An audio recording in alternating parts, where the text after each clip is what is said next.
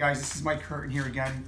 Today I'm going to make a video on how to put in a plug for a charging system for a Tesla Model 3. The new Tesla that's out is an electric car, doesn't take gas, and I just wanted to make this video so people see it. You need a 14-50 plug. It's a 50 amp receptacle like this. You buy it at Home Depot. You need a 4x4 box, you need a cover, the plug itself, and then you need 8-3 wire, meaning that you have the black and the red are hot wires. You have a neutral and a ground, just like that. On the back of the plug, one will say green, one will say white, and X and Y. X and Y on the back of the plug are always your hot wires.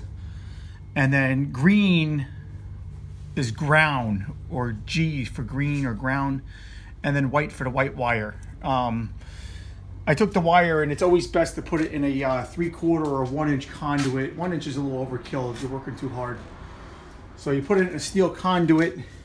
You put some mollies. You put a bracket every 3 feet as needed, so it doesn't sag. But the best thing you can do is run the conduit, and before you mount the box, slide the wire in to the wall.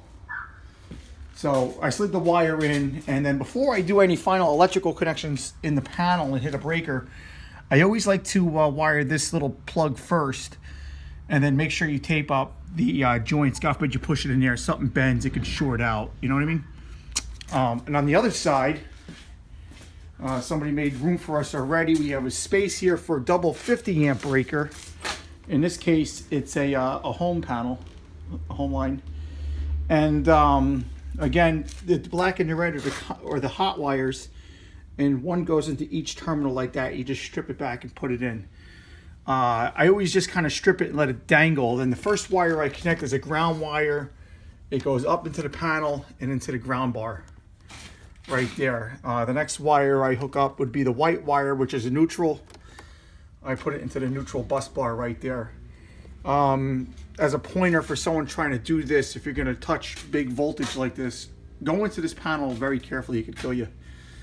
And then I always tell my guys to put one hand in their pocket, because if you go into the panel with one hand, the current can't go through you. It's a little safety thing. It's harder to work with one hand, but if you're new, you won't get busted. So after you get that plugged all the way there and here, it's just a 50 amp breaker. You got to put it in there and snap it in. I need 2 hands for this, but when I snap, this part here connects, the bottom part here just connects on the little round bar right there. There's no current going through it. These 2 prongs right here on top that go that way, those are the actual ones who drag the power. So when you get in there, you got to be really, really super duper careful. And at that point, I'll pull my hand out. But I always snap the bottom 2 into that little bar first. And then I take my hand, put it in my pocket, and snap it in. Okay, one of the final steps, like I said, is I put the plug in with one hand. I'm going to keep the breaker off for a few minutes more. And then the NEMA 1450 plug is now mounted. I always mount this before I turn the main breaker on, because then if it was live, if I accidentally touch something in there, I can blast myself. So now that thing is all mounted, it's tight, I got my brackets, they're all secure. The last thing to do is hit the breaker. And on most, in fact, all panels, everything going towards the middle is live. So that's it right there. This breaker's so big. There we go. That's it. Breaker's on, and this panel is really overloaded. So before I leave, I'm going to do the homeowner a solid and just try to zip tie a few of these together and make it look pretty clean. And that's all there is to it, hooking up the Tesla plug. It's the same kind of plug for a 50 amp electric stove.